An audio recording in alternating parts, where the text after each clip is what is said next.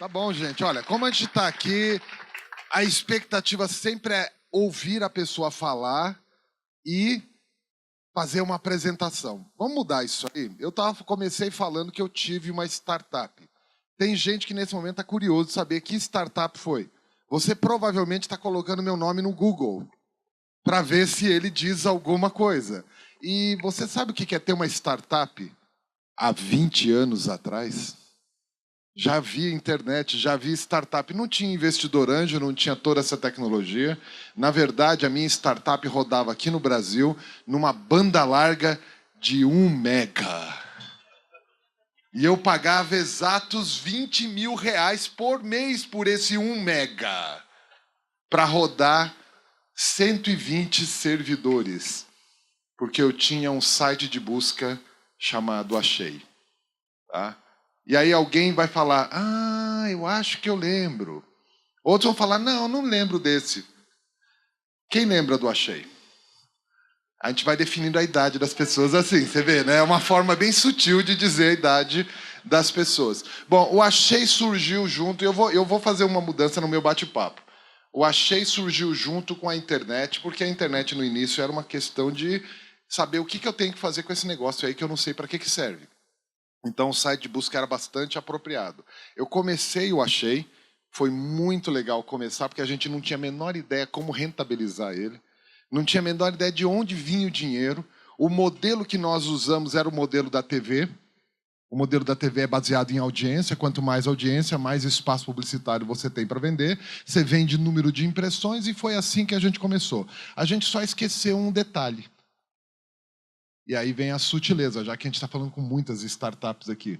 O detalhe principal, um errinho que fez quebrar a internet em 2000. Todo mundo que baseou seu negócio em impressões e audiências esqueceu que, diferente da TV e do rádio, que são broadcasts, ou seja, você transmite, quanto mais gente estiver vendo, você não aumenta a tua despesa. No caso da internet, quanto mais gente acessa o seu site, mais banda você precisa, mais servidor você precisa, mais roteador você precisa. Ou seja, nosso maior inimigo era o crescimento. Quanto mais a gente crescia, mais despesa a gente tinha, independente se a gente estava fazendo receita ou não. Isso foi o quebra de várias empresas da internet, na primeira onda da internet. De lá para cá, a gente tem descoberto uma coisa incrível. Você não pode lançar uma startup sem pensar em como é que ela vai se rentabilizar. Eu não descobri isso no primeiro momento, eu só descobri o seguinte, eu tenho que vender isso logo, isso aqui vai quebrar. Na verdade, estava meio quebrado já. Eu vendi a empresa, porque houve uma empresa americana que decidiu chegar no Brasil e se aportar aqui no Brasil. A empresa chama Star Media, não sei quantos lembram da Star Media, lembram? Alguns lembram? Ela comprou o Achei, depois ela comprou o KD também, que era o nosso grande concorrente, tinha um brand muito maior que a gente, comprou, juntou o KD com o Achei. E aí, agora tudo isso aí é história. Tá? Eu, de lá para cá, decidi estudar outras coisas. Quando eu tinha um pouco menos idade, eu fui executivo num banco. Não sei quantos aqui já tiveram oportunidade de trabalhar numa grande empresa. Eu trabalhei 20 anos nesse banco. E como a gente começa bem cedinho, em algum momento te colocam na condição de high potential. Já ouviram falar esse nome? High potential é muito legal, porque ele é aquele que a gente acha que vai acontecer alguma coisa em algum dia no futuro. Eu fui um desses high potential dentro desse banco. O banco era o Banco Real. Acreditaram em mim quando eu era muito jovem e me deram oportunidade de avançar. Quando eu era muito jovem, a coisa era bem estranha, porque eu era aquele jovem atrevido, cheio de vontade, cheio de questionamento, ansioso pra caramba. Eu queria chegar rápido a ser diretor. Queria ser diretor muito, muito rápido. Queria que todo mundo me reconhecesse. Não tinha foco, questionava tudo. Adorava mexer no computador. Vocês conhecem um jovem assim hoje? Parece alguma coisa. Eu costumo brincar com essa história porque a gente deu nome para as gerações, né? E o nome da geração mais famosa atualmente, qual que é? Geração Y. Eu acho que eu fui o primeiro Y, tá? Então você sabe o que acontece com a gente depois que envelhece, né? Então eu fui o primeiro Y, agora já está na moda outra geração, a Millennium ou a geração Z. E a gente está vendo vários movimentos de comportamento diferente. O que a gente não está percebendo, e eu falei um pouquinho lá na abertura, é que tudo isso tem muito mais do que tecnologia por trás, tem um comportamento. O comportamento principal é o provocado pelo aumento na expectativa de vida. Eu não sei se você já se deu conta do que está acontecendo. Quem tem mais de 35 anos aqui? Levanta a mão. Alguns não querem levantar, eu vou fazer diferente então, tá? Houve uma época na nossa realidade que a gente ganhava presente de Natal uma vez por ano. Aliás, 2 vezes por ano. Uma vez era eu. 2 vezes por ano. Você lembra de uma época assim? Você ganhava presente quando? Aniversário e Natal. Eu falei uma por um vício. Eu faço aniversário dia 24 de dezembro, então eu só ganhava uma vez só. Então foi só um vício. Mas você lembra dessa época, não lembra? Natal era um presente diferente, porque a gente ganhava o presente atrelado à performance, não era? Tinha que passar de ano. Perfeito. Então você lembra dessa época? Nessa época que eu era muito criança, a gente tinha umas coisas que a gente assistia na televisão. E uma das coisas que mais me marcou era uma coisa que dizia mais ou menos assim: nesse Natal, papai, não esqueça da minha... Vocês repararam que tem muito mais gente com mais de 40 anos aqui? Vocês perceberam como é sutil? A propaganda tem 40 anos e muita gente lembra. Por quê? Tinha trauma de infância. Por que aconteceu nessa época? Bicicleta é um brinquedo individual. Bicicleta é uma coisa que você não divide com ninguém. Bicicleta é tua. Mas meu pai insistiu em ir lá em comprar a Calói, ele comprou uma para os 5 filhos, tá? E a gente tinha que compartilhar. Isso mudou toda a realidade que a gente tem atualmente. Por quê? Porque à medida que a gente cresceu, e aí eu estou falando para quem tem mais de 40 anos, todo mundo que tem mais de 40 anos provavelmente dividiu alguma coisa com alguém da sua vida. Com os irmãos. Quem tem mais de 40 anos certamente tem no mínimo 2 irmãos. Correto dizer isso? Quem não tem é exceção. Hoje é ao contrário. Hoje quem tem 3 irmãos, a coisa assim, pera, seu pai perdeu o controle onde, né? Onde foi que... Porque assim, é meio natural. Quem aqui tem mais que 3 filhos? Deixa eu ver. Uma pessoa... Oh, não? Cadê? Uma. Certamente o seu filho mais novo tem quantos anos? 18, 20, 17. Vocês repararam que eu consigo definir claramente a geração da pessoa, né? Por quê? Porque hoje em dia, se alguém decidir ter 3 filhos, a coisa fala, mas você está com problema?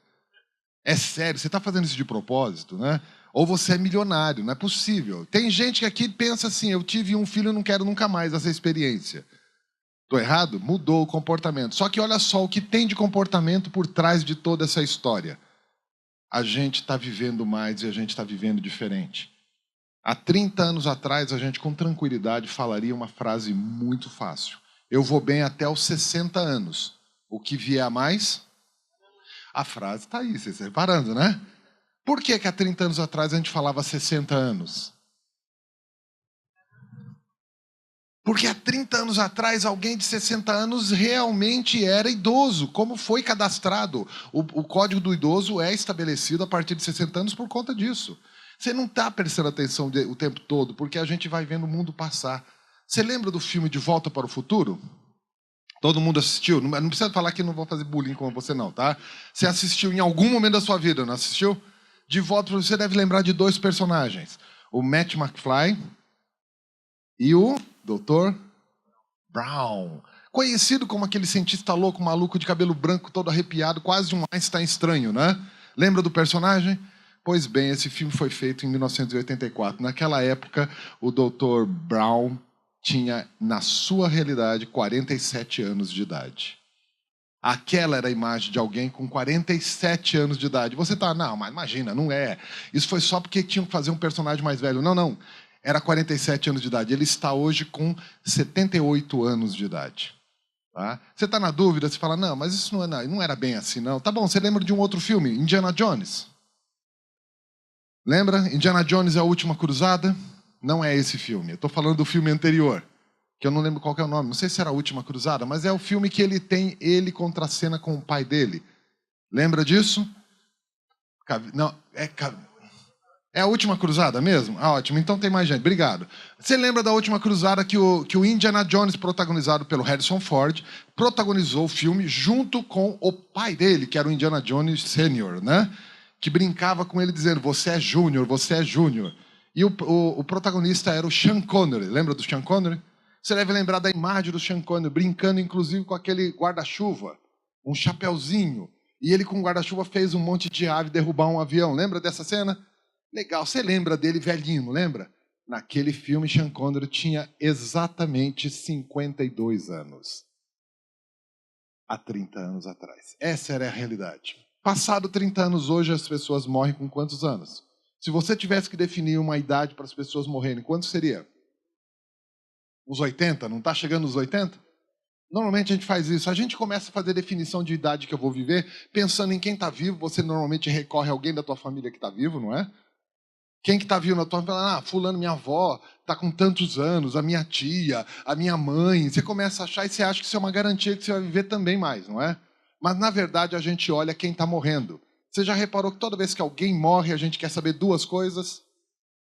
E nesse momento eu estou fazendo um uso de um PNL incrível, né? Porque eu estou falando duas coisas, você está pensando nas outras coisas e elas vieram instantaneamente para você, tá? Quais são as duas coisas que você quer saber toda vez que você sabe que alguém morreu? A idade e do que morreu. Você quer saber do que morreu porque você quer saber se você está na mesma fila que ele ou não. Você quer sair da fila caso você esteja. A idade que é mais incrível, porque você quer fazer o benchmark pessoal. Você quer saber qual é a tua idade, quanto tempo falta para você. E você faz um cálculo usando o teu coração. Se eu digo para você hoje que alguém morreu, tem 65 anos, o que você sente na hora? Não dói no meio do peito? 65 anos, você fala, nossa, morreu tão... Não, ninguém é jovem com 65 anos de idade. Lamento de dizer, pode ter atitude jovial, mas ninguém é jovem. Tá? 65 anos de idade você já está gasto, seu joelho está doendo, dói tudo, você começa a ficar cansado. Se você cai no chão, você demora mais para levantar. Ninguém é jovem com 65 anos de idade. Pode ter atitude. O McCarthy está aí para nos provar. Tá? Mas a gente ainda sente dor no peito. Você pode recorrigir essa frase que você acabou de falar. Nossa, ele morreu tão... Novo não, também 65 anos de idade não rola não, tá? É muito uso, tá? Morreu cedo. Você tem uma sensação de que foi antes da hora, não tem? Perfeito. Então a gente está falando, quer ver como que a coisa funciona diferente? Fulano de tal morreu 85 anos de idade. O que você está sentindo nesse momento? Ok. Ok. 85 não te incomoda em nada, incomoda? Dá até paz, não dá? Não, sério, não fica assim um negócio, não, viveu, pô, aproveitou a vida. 85, ok, não é assim? É sutil isso, mas olha só o que esconde. Há 30 anos atrás, a idade era 65. Hoje a gente está falando com muita tranquilidade 85. Em 30 anos, aumentou a expectativa de vida em 20 anos. Vamos tirar desses 20 anos que foi um efeito muito cascata. Tira 20 anos, coloca só 15 e pega a tua idade. Pega a tua idade e faz um cálculo. Daqui 30 anos, quantos anos você tem? Aí você está calculando. Não, é só somar 30, gente, é rápido. E você vai descobrir que você não chegou, ou pelo menos a maioria aqui não chegou nos 85 ainda. A maioria não chegou, correto? E nesse momento, se você está fazendo o cálculo, você está ficando em pânico. Por quê? Daqui 30 anos a gente fala o quê? Eu vou lembrar. A matemática é simples. Há 30 anos atrás eu falava 65, hoje eu falo 85. Daqui 30 anos eu falo... Quem tem menos de 35 anos aqui, levanta a mão. Está em pânico já? Porque daqui 30 anos você tem menos de 65 e ainda está faltando 35 pela frente. Dá para colocar mais 30. Quem tem menos de 35 anos deveria estar descabelando agora, ou então criando aquelas 13 razões para alguma coisa. Lembra do filme? Você devia estar querendo morrer. Por quê? Porque daqui 60 anos a gente está falando com muita tranquilidade. Eu vou até os 100, 110, o que vier é lucro. E você está duvidando disso. Você está duvidando disso e achando que isso aí não é o mais importante. É importante. Porque a gente tem que colocar novas expectativas na nossa realidade. A nossa realidade de vida muda completamente. Você deve estar vendo isso acontecer o tempo todo. Você está vendo pessoas na casa dos 50. Quem tem aqui na casa dos 50? Eu vou dizer quando que é a casa dos 50. De 48 em diante já é a casa dos 50. Quem está nessa fase? Por favor. Tem alguns. Quem estiver perto deles, abraça eles. Nesse momento é sério, porque nesse momento eu estou falando para ele o seguinte: se chegou na tua vida e você está achando que vai descansar, não, você tem mais 40 anos pela frente. Ou seja, Tem muita gente perto dos 40 anos, você conhece eles. Uma pessoa de 40 anos, se é homem, deve estar comprando moto, tatuando, saltando de asa delta, tá? Se é mulher, está usando a roupa da filha, indo na balada, mandando WhatsApp para lá e para cá o tempo todo, está se sentindo muito jovem. O que está acontecendo? As pessoas estão reavaliando a sua vida. As pessoas estão começando a mudar a sua expectativa de vida. Agora, pô, quem estava lá na plateia viu a história do casamento, tem gente que está incomodada com isso. Depois que eu falo, normalmente as pessoas querem repensar o casamento, né? Por quê? Até que a morte separe não é mais o suficiente. Você fala, peraí, ninguém me disse que ninguém ia morrer. A parte da carreira é mais complexa, porque você deve estar perto. Quem está perto dos 50, de novo, pessoal, fica atento. Quem está perto dos 50, aquele abraço. Porque quem está perto dos 50 deve estar achando que está aposentando e não vai aposentar. Ainda está querendo desenvolver carreira. Eu não sei se vocês sabem, mas 25% dos candidatos do Enem têm mais de 45 anos, sabiam disso? 25%. 20% dos estudantes universitários no Brasil, hoje, têm mais de 40 anos. O que uma pessoa com mais de 40 anos faz quando ela está voltando a estudar? Qual é a intenção? A intenção é continuar o jogo. Perfeito? Mas aí eu queria falar para todo mundo que a gente está fazendo um jogo estranho e eu queria encerrar falando isso. Deixa eu ver quantos meus tempos. Ainda tenho tempo, dá tempo de encerrar. A gente está vivendo um tempo esquisito, onde a gente mudou todo o conceito. Por conta do aumento da expectativa de vida, todo mundo está reavaliando as suas expectativas. Para onde eu vou, o que eu faço? Só que tem um detalhe, continua tendo jovens aqui. Quem é jovem aqui? Eu acho incrível que alguns começaram a não levantar a mão. Lá embaixo todo mundo levantou a mão. Agora tem gente que já... Não, veja bem, agora assim, não, olha, pensando bem, né? Tem gente que não quer ser... Tem gente que está dando uma vontadezinha de morrer. Hã? Se der vontade de morrer, pessoal, pega essa pessoa e abraça. Fala, não, a vida tem continuidade, vamos lá. Redesenha, recasa, se for o caso. Tem outro filho, vai começar outra faculdade. Começa a vida, continua a vida. A gente não está preparado porque a gente montou um modelo e a gente não está mais prestando atenção. Se você não sabe disso, o ser humano nos últimos 40 anos mudou o seu comportamento. Nos últimos 40 anos a gente teve tanta tecnologia embarcada na nossa vida que nós mudamos nosso comportamento completamente. Nesses últimos 20 anos, a gente mudou nosso comportamento mais ainda por conta da tecnologia. Todos nós temos hoje um bichinho desse aqui. Correto dizer isso? Não sei qual é o seu. Mas você hoje olha para isso insistentemente, quase como se fosse o seu segundo olho. Você olha diariamente para isso. Aliás, é a primeira coisa que você faz quando você acorda. Tá? Atualmente, 75% das pessoas olham para o celular assim que levantam. 75%. Os outros 25% primeiro abrem os olhos. Tá? Mas 75% está olhando. Você olha para isso aqui o tempo todo. Você olha e você não percebe os comportamentos que você tem. Você já reparou que você acende esse celular? Enquanto eu estou falando, você acendeu o seu celular várias vezes, não acendeu? O que você está querendo ver? É uma compulsão para ver o horário? Não. Você não quer ver tantas horas assim. Você não está o tempo. Aliás, se fosse isso, coloca o relógio de pulso. Para que você acende o seu celular? Para ver se tem notificação, gente. E se não tem uma notificação qualquer, você deprime, não deprime? Não é sério? Você começa a achar que está com o celular, deixei no modo avião, que droga. Eu não sei por que eu faço isso. É a minha operadora, eu vou trocar de operadora. A gente está vivendo isso aqui, respirando isso aqui, se comunicando com isso aqui.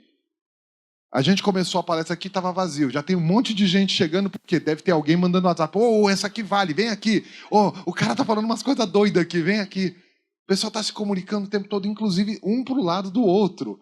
Esse aí tá chato, tá meio esquisito isso aqui, não sei por que tá. A gente está estranho. Você está comunicando com as pessoas usando tique, azul e verde. Você olhou a mensagem, por que não me respondeu na hora? E aí depois a gente está aqui numa feira de tecnologia falando de carro autônomo. Claro que tem que ter carro autônomo. Se não tiver carro autônomo, a gente está causando um problema atrás do outro. As pessoas não conseguem dirigir sem olhar para o celular. É correto dizer isso? Não consegue. É mais forte que a gente, é quase como se fosse uma extensão do corpo. Eu não sei qual que é o teu smartphone, o meu é um iPhone 7 Plus, 128 GB. E eu já descobri que há um mês ele está defasado, virou uma porcaria. E eu comprei ele em janeiro. E ele já não serve para nada. Por quê? Porque eu já estou querendo o 10, que nem chegou ainda. Estou doido pelo 10. Eu vou ser capaz de comprar um aparelho por 12 mil reais para ficar andando no bolso. Por quê? Porque eu quero. Eu preciso. E você nem sabe. Você não percebe como que é. Todo mundo tem um desse, não tem? Você já ligou ele enquanto está falando comigo várias vezes, não ligou? Você já reparou como você depende dele ou não? Você não tem noção como que você depende dele? Pensa bem. Sentiu alguma coisa? Bem do lado do fígado tem uma pontada. Você não sentiu? Hã? Ó, ó, ó. Você está sentindo? Para com isso, você me deixa nervoso. Eu fiz isso na faculdade, o pessoal dos alunos começaram a desmaiar. E eu falei, cara, você não está cuidando disso, cara, é só um iPhone. Daqui 10 anos eu vou estar rindo disso aqui. Daqui 10 anos eu falo, pô, lembra aquela época que a gente usava aqueles negócios grandão assim, a gente colocava no bolso, não caía, caía no chão, quebrava. Lembra daquela época? E você vai estar falando disso. Você está protagonizando um mundo estranho. A gente está dependendo disso e isso está mudando o nosso comportamento. Porque com esse aparelho aqui, a gente mudou profundamente o nosso comportamento. Nós somos seres questionadores e a gente normalmente questiona porque a gente quer informação. A gente questiona para ter informação, para poder se posicionar diante da informação. Eu quero expor a minha expectativa, eu quero propor alguma coisa, porque eu quero alcançar resultado. E todo resultado que o ser humano busca é reconhecimento. Se você fizer uma análise profunda e filosófica da tua vida, você vai descobrir que o que você quer, de fato, é reconhecimento na vida. O problema não é esse, o problema é que nós estamos atrapalhando completamente isso. Porque agora eu não questiono para ter informação, para expor expectativa, para propor alguma coisa, para depois alcançar o resultado. Atualmente eu questiono para ter o resultado, é muito mais simples. Eu questiono porque eu quero o resultado. A gente está fazendo um atalho perigoso, porque quando eu questiono e alguém me dá o resultado, eu não desenvolvo pensamento complexo. Eu não desenvolvo pensamento que me dê capacidade de criticar o que está acontecendo. A gente simplesmente está recebendo a informação pela rede social, pelo meme, pela notificação. Você pega aquilo e fala, isso é a verdade. E você nem percebe mais isso. As pessoas perdem pensamento complexo. Quando a gente perde pensamento complexo, a gente esquece quem a gente é. E a gente começa a agir como zumbi. Vocês já ouviram algum filme de zumbi?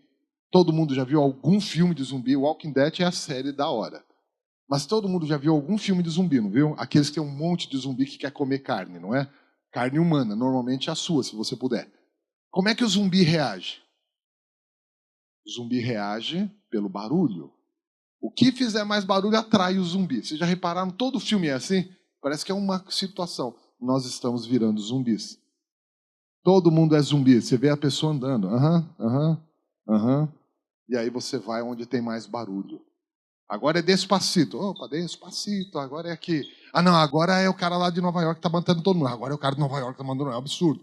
Agora é o outro que está pelado lá com a criança. Agora é... Cara, a gente está parando de pensar. E isso está afetando todo mundo, principalmente os mais jovens. Porque o mais veterano, ele aprendeu a questionar para ter informação, para expor expectativa. Mas o mais jovem não. O mais jovem está questionando para ter a resposta, questionando para ter a resposta. Sabe o que está acontecendo? Nós estamos desenvolvendo um comportamento perigoso.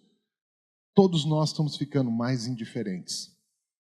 Todos nós estamos ficando mais omissos. E aí tem uma condição. A indiferença e a omissão leva a um caminho perigoso.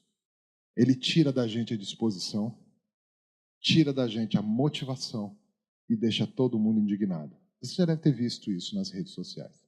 A capacidade que as pessoas têm de odiar. A capacidade que as pessoas têm de atacar, independente se tem razão ou não tem. A capacidade que as pessoas têm de disparar alguma coisa sem nem ao menos checar se aquilo é verdade ou não. As pessoas se tornaram juízes, se tornaram agressivas por conta disso. E, na verdade, o que está acontecendo é que todo mundo está indiferente. Quem é mais veterano, e aí vem um alerta, quem é mais veterano tem ainda um pouco de repertório da vida normal. Mas quem é mais jovem nem criou esse repertório e já está entrando na onda. Isso provoca um efeito geracional complexo. Porque a gente transforma o jovem de hoje numa máquina de receber informação. Ele tem que receber informação. Faz a faculdade, termina a faculdade, faz agora a especialização, terminou, agora faz mestrado, agora faz, agora lê, agora vê. A gente só não está colocando ele no jogo. E os mais veteranos estão jogando um jogo sem sair do jogo.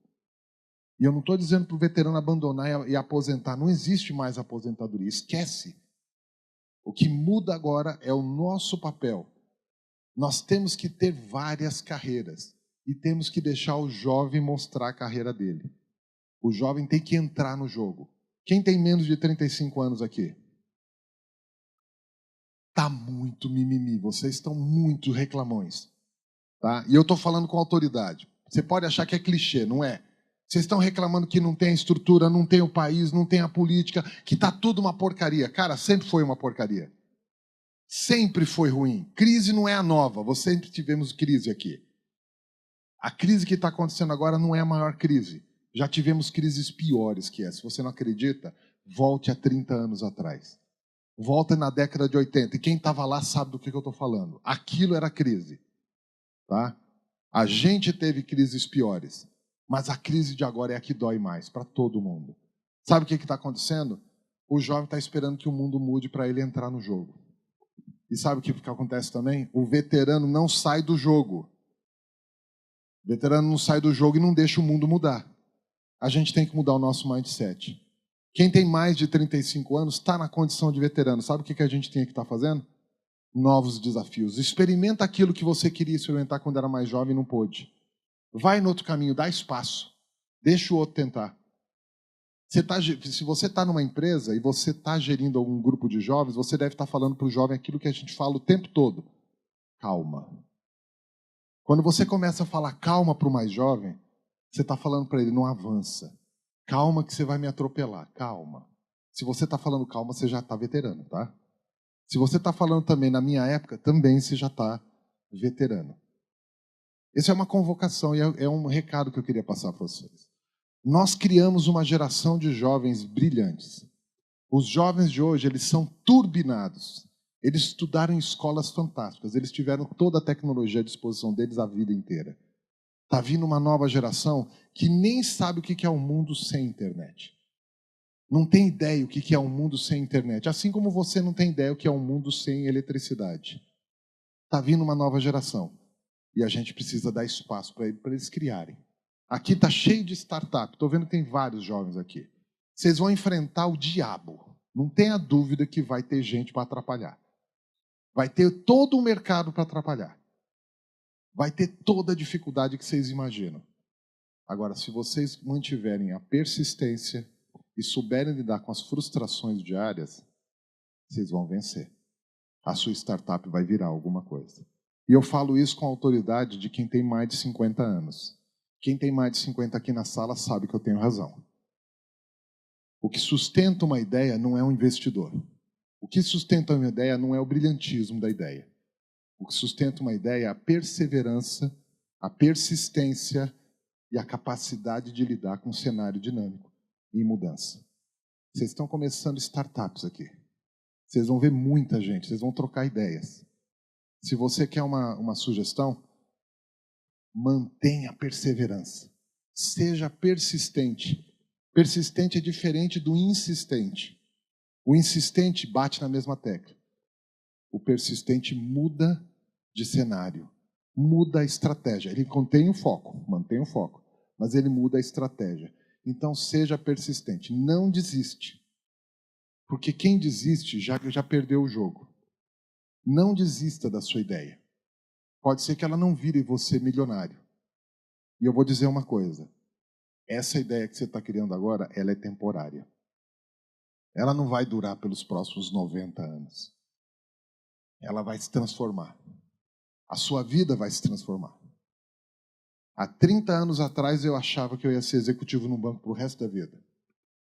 Há 20 anos atrás eu achava que eu ia ser empresário da internet para o resto da vida.